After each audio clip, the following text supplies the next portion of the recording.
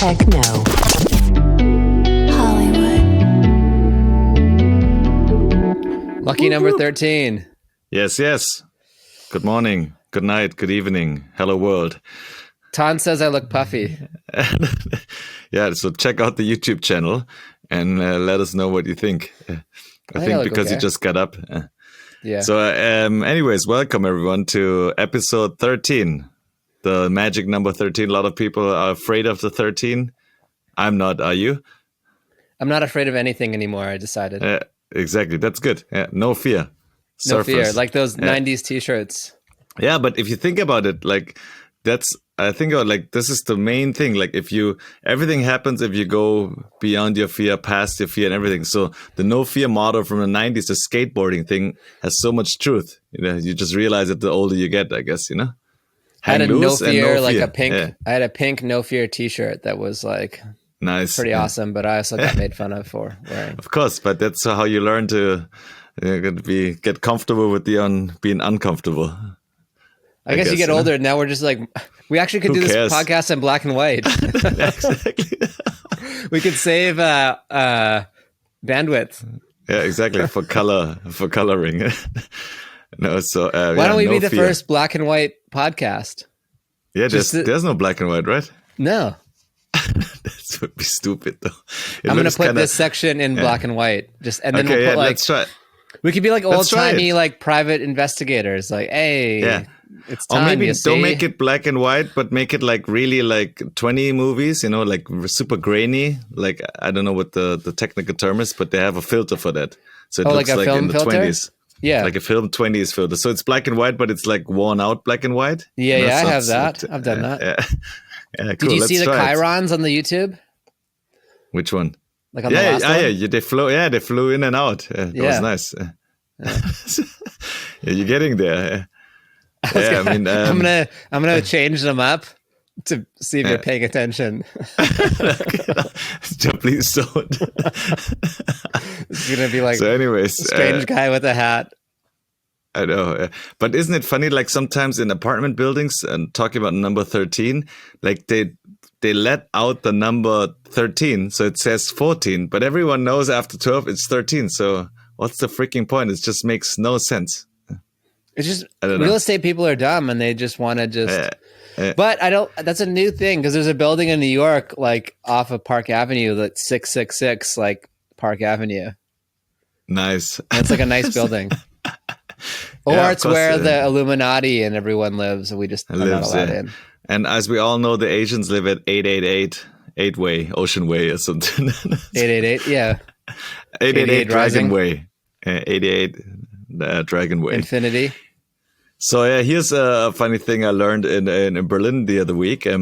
So I heard about a party that was going to happen because a friend of mine told me, hey, do you know this guy? They're running like an H&M Thierry Mugler fashion party. Like they're launching some new stuff. I think it was happening in New York. They're coming to Berlin. And how do you know the guy to get into the party? Blah, blah. And I was like, yeah, maybe. But then I talked to like a model agent and about this party actually. And I was like, so because we're gonna work with her as it looks like with Joplin and all that stuff. And she's like, and I was thinking like, hey, maybe it makes sense for Joplin to go there. And then of course I would tag along and then just sort of be part of the party. So my concern was, hey, I want to go hang out and go to a cool whatever Model Berlin party? fashion party. Yeah. Of And course then you do. basically, of course you do. Who doesn't? And then she educated me quite quickly. She's like, yeah, no, we already offered Joplin for this party. We only have 2 of our models and of our artists or talents basically go in there because basically what she's saying is like, you should everyone should get paid to go partying. You know, so for me, it was like, of course, yeah, it's a whole different thing. Like all these celebrities or B or C or even A-list celebrities, they just don't go there. They get paid to go there. Then they might even wear something and they might have to do a post or some stuff. Yeah, But you're it's trying to like, it's a whole network, different and they're thing. like, no, this is Exactly. a business ton. No, it's exactly. They're like partying Wow. as a business, you know. And I'm just like, I want to have a glass of champagne and hang out, you know. And so I learned a valuable lesson there. So the goal is now to get paid for partying, of course, you know. that's even better. But you I get guess paid I do. to party because you perform. Exactly. Your talent. Exactly. I perform. I'm talent, and I manage talent. So I go on stage or behind stage, or whatever. So I actually get paid to party. But this was even better. So you get so next time, like I think like she'll obviously work out some deals, and then we go to these fashion parties. You know. So well, you have a very ideally. identifiable image. Like if you go somewhere, like people see you and you recognize you, and so I think your brand could be huge. You just got to be like, oh, there's Tan is here, and then you have 2,000 euros for walking around and being like, yeah, get away from me, commoners. Get away from me. No. So for you. I'm working on trying to establish my personal brand a little bit. So I really have to think about, because I never really took care of it. So it's basically like, what do you want to stand for? What do you identify with? What's your main thing? How do you want the B2B people to see you? And what do you want the public, I guess, to see? You know, so that's definitely talks like everyone's talking about personal branding right now. So I guess, something I have to look into too, because you do it for artists, it feels easier, but you also have to do it for yourself, I guess. You know, Steve Jobs was a brand. Yeah. The way he looked, the way he dressed, the way he talked. The sweater, the glasses. Yeah. But you have so much of it already done. You have the hat, you have the glasses, you have the clothes. You just need the, like, what are the 3 words when you think of Tan? Exactly. So it should be, I guess, Chi Thanh. Music. This whole podcast has actually been about your branding. Like, I have a name problem. No, people call me, can't pronounce it. Yeah. It's my therapy session, I guess, also. And it's finding the new way to who am I? The big question that everyone asks themselves. But it's also, who am I? What do I want to do? You and Joplin have both really identified Berlin as part of your brand. Yeah, I guess, that's part of the brand. Music, creativity, Berlin, networking, managing business, I guess, you know, like, and now podcasting is also part of the brand. So I think it's all an extension of what I really want to convey, I guess, you know. And I guess Drake did the same thing, right? People, because Drake is also Toronto. Yeah, exactly. It's the 6th. On the 6th, yeah, it's crazy. Yeah. So you're the Have Drake you actually lived in Berlin? Of I don't Germany. know if that's a good comparison. But have you actually lived in Toronto? No, I've only been there a couple never. times. I think Really? Okay. Probably 3 or 4 times, and 2 of them I think were with you. I was almost born in Toronto, so it's funny. You could have been cool.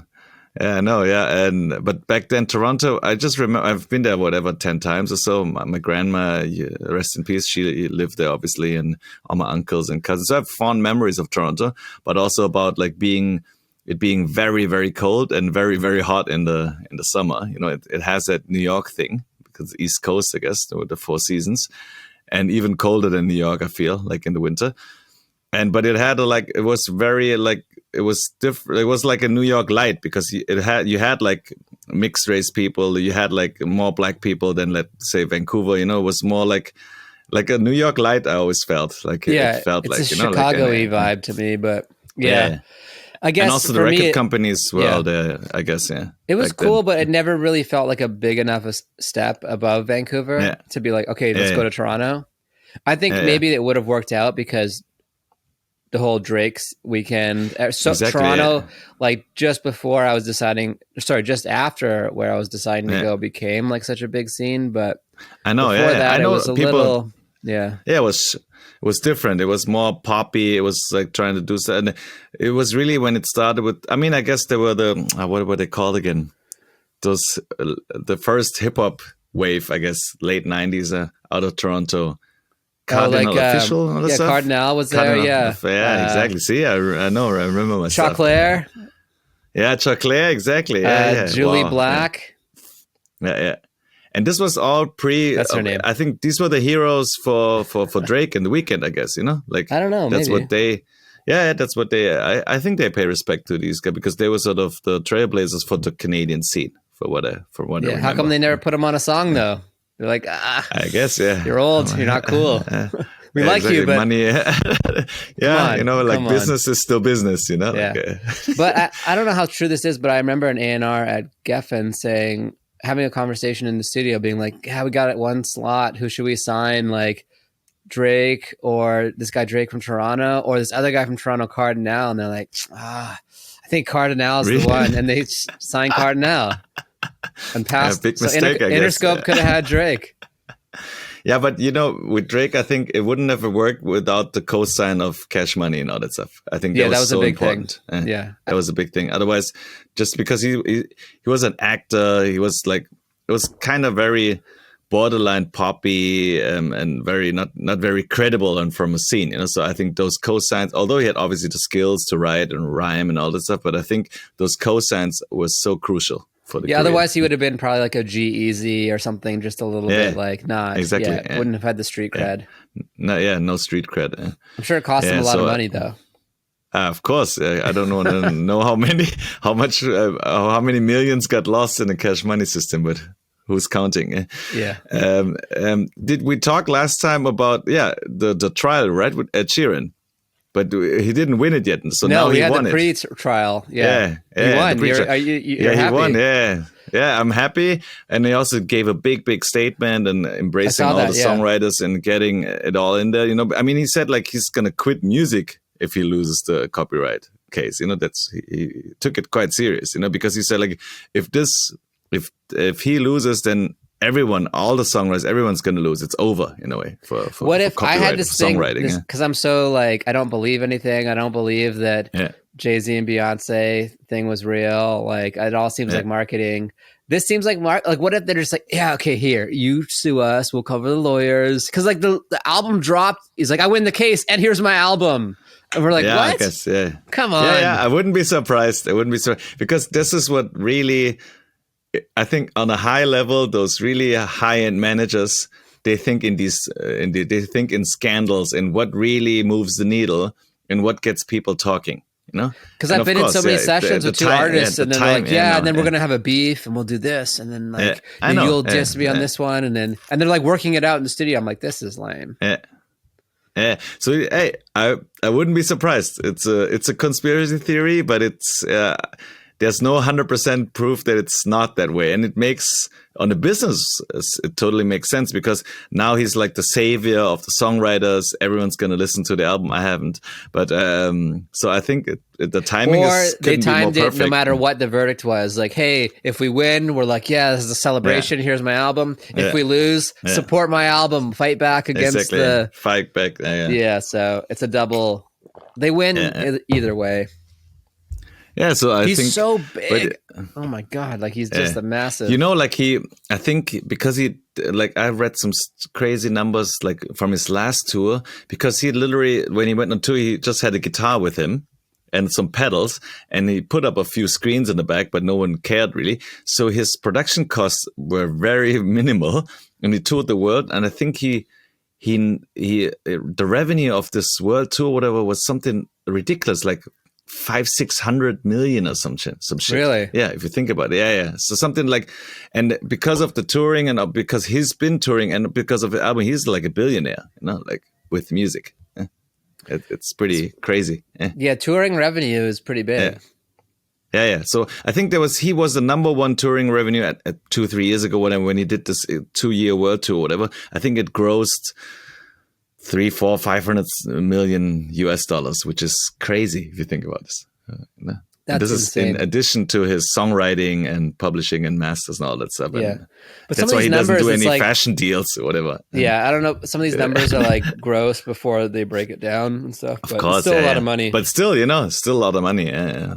They publish like Nick Cannon makes $100 million a year. That's why he has all these kids. I'm like, how does Nick Cannon make $100 million a year? I think he has these TV shows, right? I mean, I don't watch US TV, but you should know. Maybe he's got some royalties. Maybe it's like Wildin' Out. Yeah, I guess. Who knows? So talking about business and money. So I was invited by a friend. Me and a friend, we had dinner in Berlin, and then I bumped into some friends of mine, and she said like, "Hey, we're gonna go to this Jägermeister party." But it's not actually Jägermeister. It's he'll explain it to you. It's actually a music fund that they created or something, like a VC. And I'm like, what? Yeah, whatever. And he's like, yeah, it's around the corner here. It's free drinks and some nice food. And it's going to be fun. People come by. So we had dinner and then we walked over there. This was like a couple of days ago. And then people were hanging out outside. And so the weather was good finally in Berlin and in and out. And you immediately got a glass of wine and you can drink on the street, right? Which is nice in Europe and for those who don't know, in Berlin at least. So you were standing outside drinking rosé and stuff, and they were always pouring more drinks into us. And then we met the sort of the CEO of the thing. It's called BNVC, which stands for Best Nights Venture Capital. So what it is basically it's funded by Jägermeister, and they thought like, okay, not everyone drinks Jägermeister, but I guess a lot of people do worldwide, globally, and it's a family-owned company actually.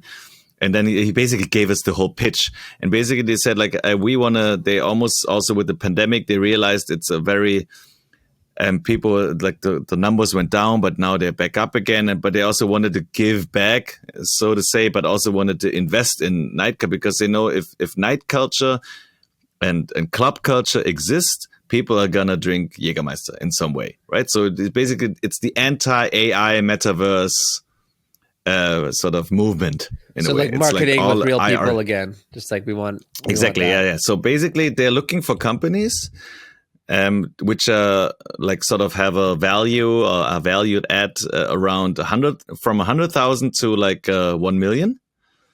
And basically they have a like 100, I mean, Jägermeister is a pretty big corporation, right? I mean, they have literally hundreds of millions to spend. Yeah. And basically what they're looking for is like small size companies that are really in the culture that normally would have to apply for some state funding or for some obscure business angel, whatever. This is the target they're going after. And they have like banker guys. I mean, the guy we talked to was like an investment banker in essence, but he was kind of cool. He understood night culture and nightlife in a way. So Yeah. I think they're looking at they have a few things they invested in already, but it's mostly like say like a ticketing service. Or it's like a different experience in a nightclub with an app where you can order this and this, or they have a YouTube channel where people do obscure techno underground video streams or whatever, so stuff like that, which is kind of small still, but then it has the potential to grow and it invests in real life experience. Like it's called Best Nights, right? So it's really about nightlife and being in the night. So I think it was interesting to see like how these companies try to spend their money and also give back in a way. And also, but then one of the complications is, of course, like in nightlife, if you start a bar or a club or a YouTube channel, normally if you're like a creative person, you're not very structured and business thinking. You just do it from your gut and it grows ideally. So the problem is, of course, these companies, they don't even know what scaling is. So they don't know how to set up a structure, how to build like something real, like a tangible business that then some VC can come in and actually invest money and grow it and then scale it, So I think that's some of the challenges he said like that he has, It's smart though. It's a good approach. Yeah, I guess it's smart. It's a good approach because they're making, in the best case scenario, if 1 out of 10 works, they actually make their money back. Yeah? Mm-hmm. If not, it's a write-off, but they invest in a culture which is going to indirectly feed their main brand anyways, because like anything that sort of supports a nightlife culture will support Jägermeister in the end, Yeah, and they got to be part of the culture. Yeah. Otherwise they'll because there's a new culture of non-drinking. Exactly. Yeah. So that's why mocktails. Mocktails, like your shop around the corner. Yeah, the mocktail shop. So I thought I haven't had Jaeger since like I can't even remember, like 20 years. Yeah, I know. Like everyone in Germany had a big catastrophe with Jaeger because you drank too much, it was too sweet, and you just had a big headache, and you sort of had not a pleasurable experience. But then now they came back in the big time, and I think it was all through U.S. colleges with the Jaeger bombs, and they marketed really, and then they became part of the culture. They did music events.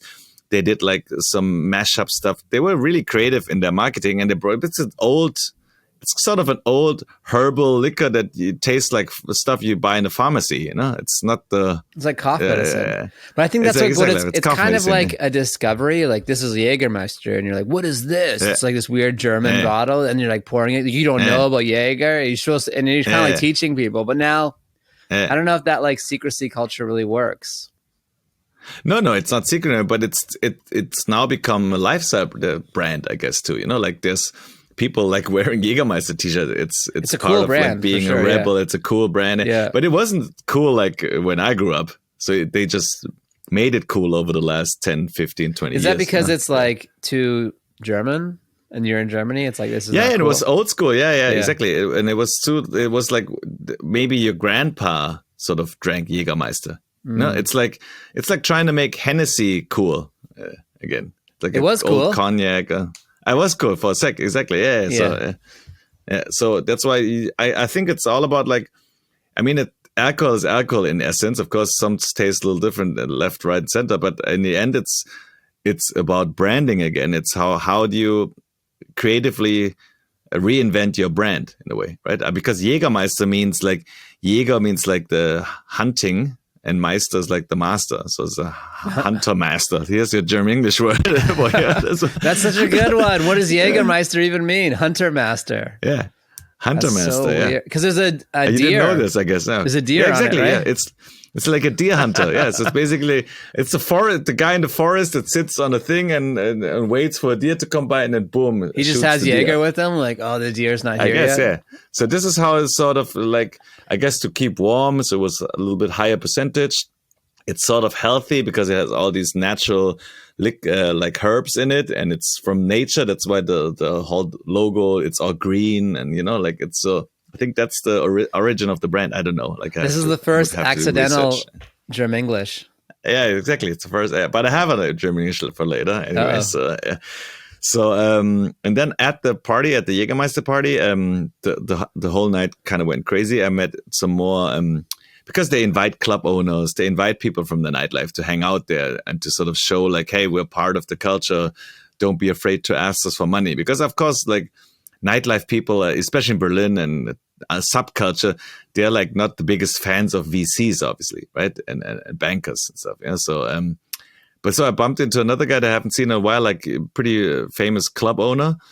He had to shut down one of his clubs, but he started a new one now, which is interestingly, it's all outside of Berlin now. So basically, I keep hearing about these clubs outside of Berlin, but we're talking like really, like you have to take a car like for 30, 45 minutes, which is for Berlin standards, that's far. Because like in LA, that's nothing. That's around the corner. I understand that. But in Berlin, like if you meet up someone and you're like, where are you? I'm in Kreuzberg. I'm Mitte. That's like a 10-minute car ride. Everyone's, okay, I'm not coming. It's too far. Really? Like, people are, it's like, although the city is kind of spread out, but it's two centers, but people are so like, I catch myself like, you're over there. No, I'm here right now. It's too far, but it would be literally a 10-minute car ride, but in my head, it's like a different part of town. Is like, there Uber? Go there. There is Uber. Yeah. And but it's not it's sort of cheap, but not that cheap compared to, I think the US, I think it's like almost like a normal cab ride, Yeah. But so people use it, of course. But so what he said, like interesting enough, because of being of the Uber generation and the new kids, he built a techno temple outside of Berlin. We're talking Schöneweide with 3,000-4,000 people in there every weekend, and people come from Berlin and from outside of Berlin, but they actually take the cab because it's like back then you couldn't go there because the public transportation wouldn't really work. It would be kind of dodgy area. You wouldn't want to go. But now you just, because of Uber, like people just share 2-3 cabs, boom, they're there. And it's like a $20, right? 25 euros or whatever, but it's doable, like if you want to party all night long.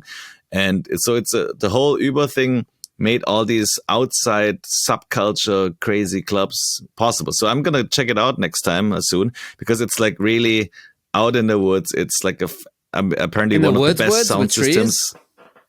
Yeah, it's more like it's by the lake, by the main lake, but it's in a rural area. It's an industrial area. It's like we'd be going to East LA somewhere, that type of thing, by the water. Like, so this is the same comparison. And then it would be like a warehouse there, and they would have like the most amazing sound system, because they care about is the fattest sound system here in Germany. Like does the public know? Is it just because like German's an audiophile? They like the sound.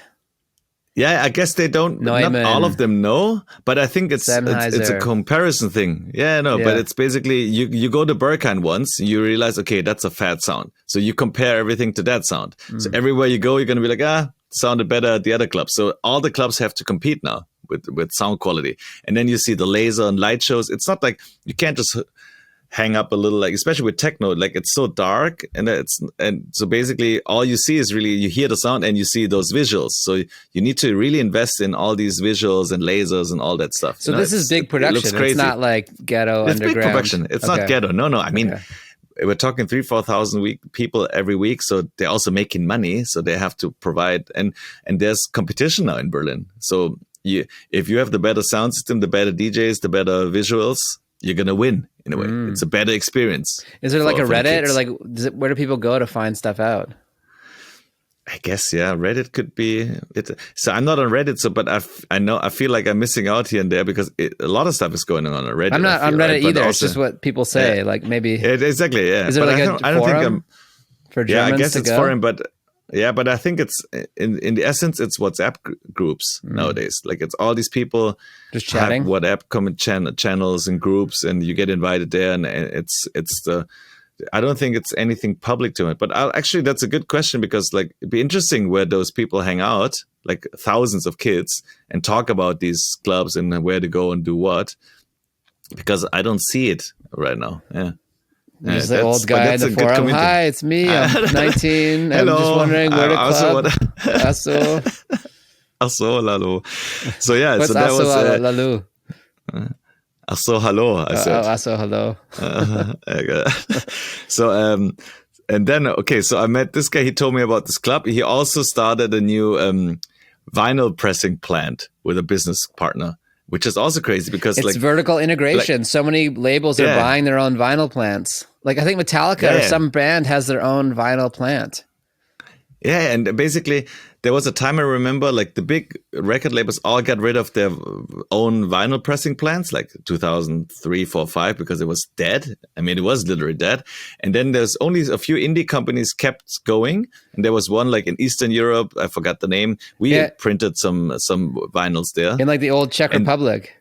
Yeah, exactly. Old Czech Republic. And then I remember doing vinyls there. And then and now this one company apparently is one of the biggest worldwide. They have like plants in like pressing plants in Nashville now and stuff. You know, they grew because they had a monopoly, and now basically I think majors they still didn't want to invest in. I don't think any major in Germany at least has their own vinyl, so they all still have to outsource it to some companies, and that's why there's demand now for like smaller pressing plants. You know, like it's because the vinyl market is actually growing. It's crazy. Yeah. So this guy basically. I mean, he told me it's crazy what you have to invest in, because it's really, to press proper vinyl, you have to invest so much technology. Like he said, like one of the things he had to, I forgot the name of it, like just one of the machines cost like 200,000. The other one cost like 300,000. Like you have to invest millions to basically press up a few vinyls. It's crazy. I think it's probably like $3 to $4 million to open a vinyl. Yeah, it's crazy. Yeah. So and I think he said like he can press up to 2,000 or 3,000 vinyls a day. Which I don't even know if that's big or not, but it sounds kind of big, I guess. Yeah. So but he's investing millions. Wow. It's crazy. So but now he said like it's up and running. It's not even up and running yet, but he said like now in the beginning, because they're like since I know he's gonna give out some good prices, and it's gonna be interesting for him. So he's like, hey, if you need vinyl, contact me, and also he needs some more new clients in the beginning. It's just an empty plant. He's like, okay, who wants to sing? So what are we doing? Exactly. What are we making? Yeah, and then they also like have to do like vinyl's all about cutting vinyl. So you need to have a mastering plant, mastering studio to cut the best vinyl to have it sounding the best. And also in club music, it's all about like you have to have the bass in mono, and you have to like if the bass is too boomy, it'll cut the vinyl wrong. It'll skip the needle. There's a whole art and science to it. It's real mastering. Not that. Yeah, it's real mastering. I've seen them do it at Bernie Grundman Mastering. I really? think it was wow. Chris Geringer. Yeah. Chris Geringer. Is that right? Yeah, of course. Yeah. No, that's Sterling Sound. That's Sterling, yeah. Anyway, some guy, Bernie Grundman. Yeah. And he was cutting the vinyl. He's like, do you want to see Bob the vinyl Grundman. cut? No, it wasn't Bob. It was Chris something. He did Alanis Morissette's whatever album. And he's like, he goes, and he's like adjusting knobs. It's very analog. It's like, it looks like a guy on a lathe. He's like, and the sound you really going got to into know it. your stuff. Yeah. The Yeah, but fact that it's that interesting. even works is insane. Like I a know needle going, I like know. digital makes sense. Zeros, one, zero, Yeah, one. yeah, A little needle going, like, yeah. And then all the sound coming out and it's sounding warm and nice. It's kind how does of the needle know how it's to like crazy. take the music into I know. grooves? I don't get it. I don't know. What It's a like, I don't understand it.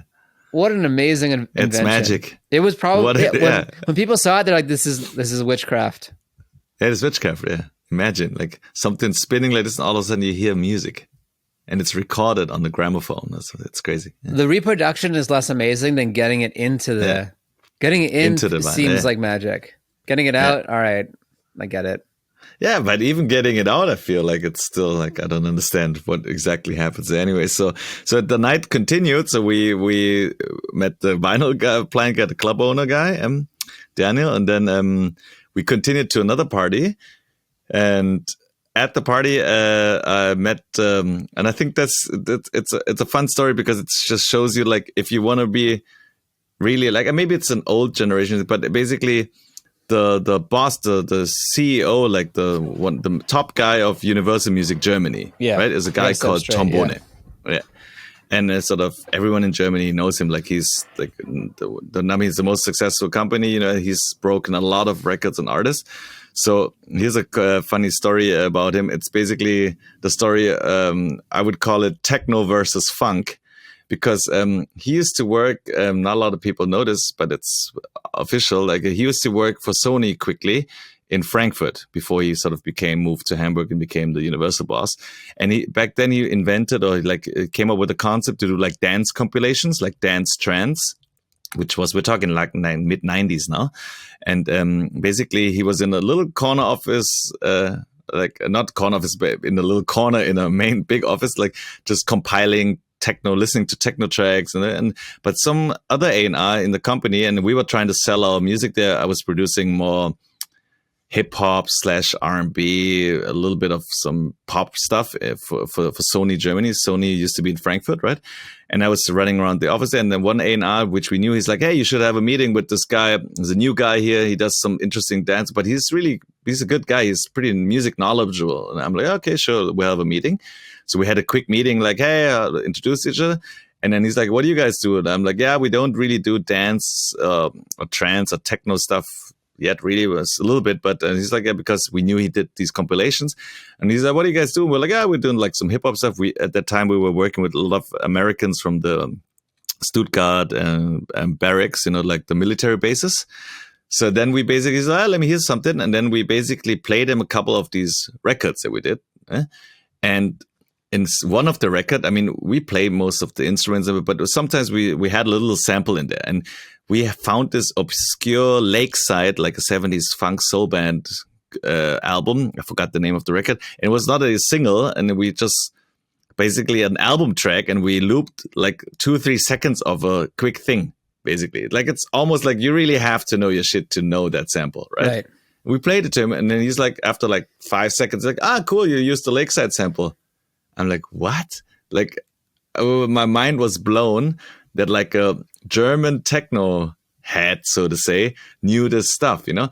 And then, of course, 20 years later, now he's one of the biggest, if not the biggest, record executive in Germany. Because he knows his stuff. He knows his stuff. And he's been always, you can't fool him. Yeah? You're like, "I made this sample." He's like, "Nope, here it is. I got the vinyl in my bag."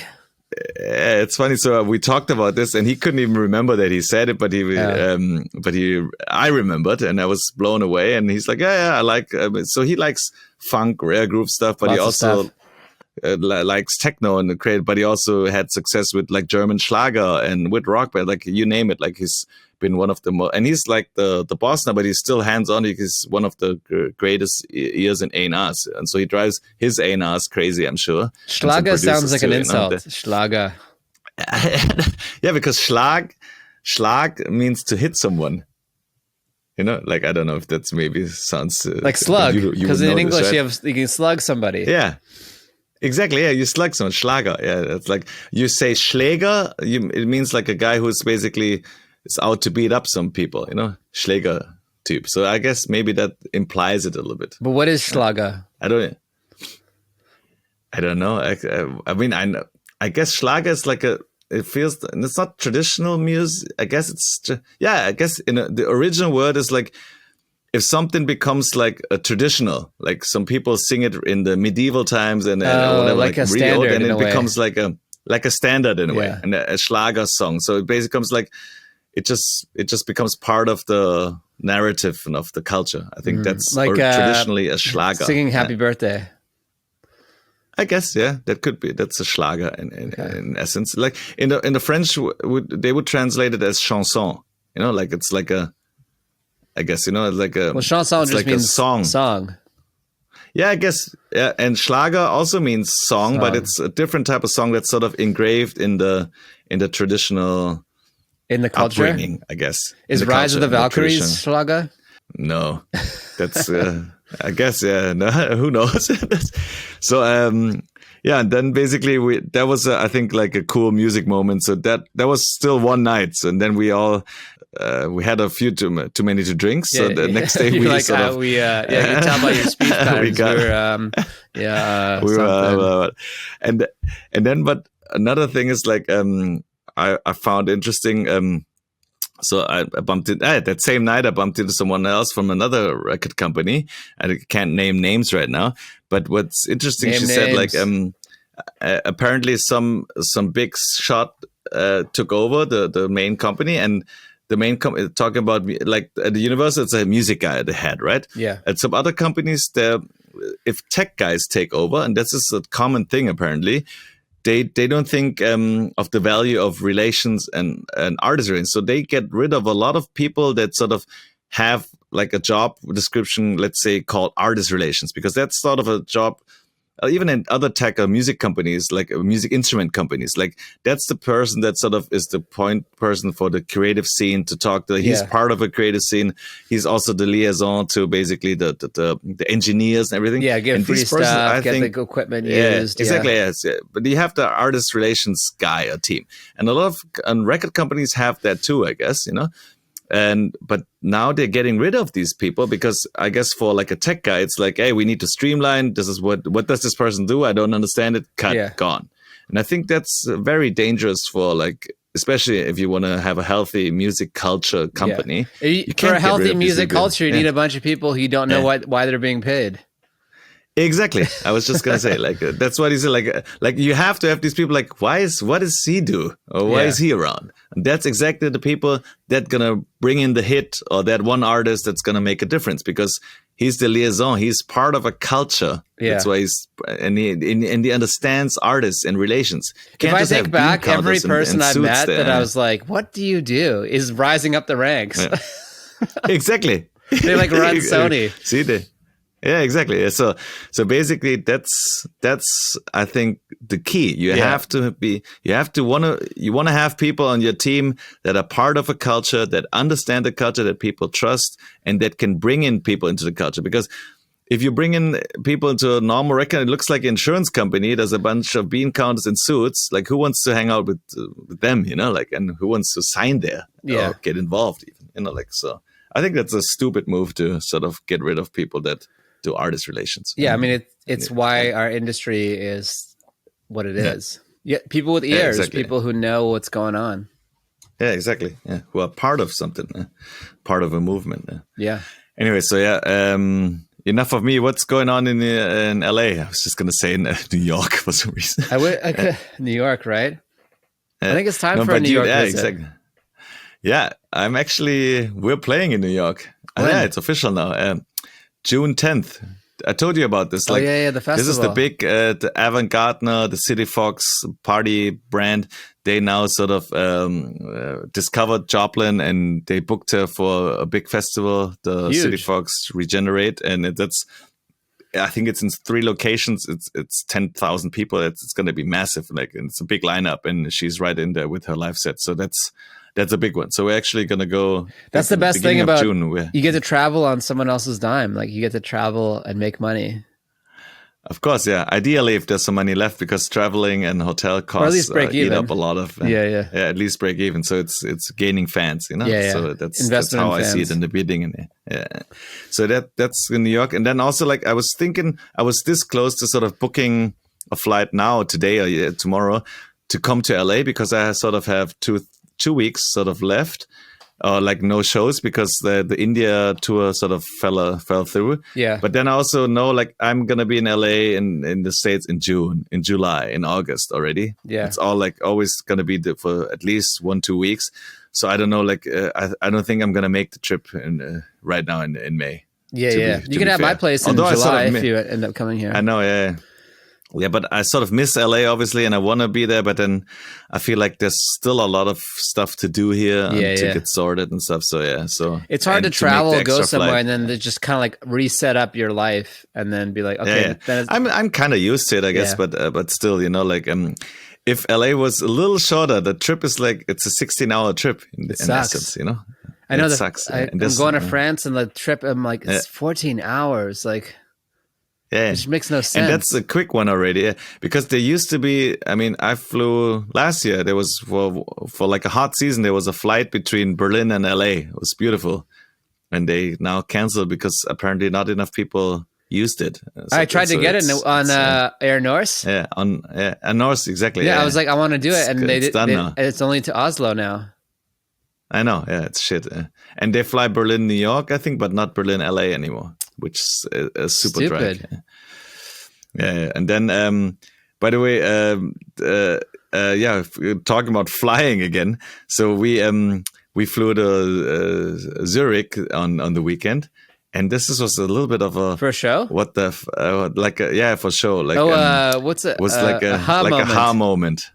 I'm gonna make I'm gonna be the best editor in podcasting. Moments are you're gonna watch the progression of insane the editing. Ha moment, okay. So basically, no, I mean, it's not a big ha moment, but it's like it just made me think, because you know, with carry-on luggage, we carry a lot of our equipment so it's always a hassle because we have like the whole live show, the keyboards, the synths, the mics, the laptops in our carry-on, because we don't want to check it in because it's gonna get broken or it's not gonna arrive, and you need to sort of go to the show. So normally you're allowed to have carry-on like 8 kilos or 10 kilos, I guess, right?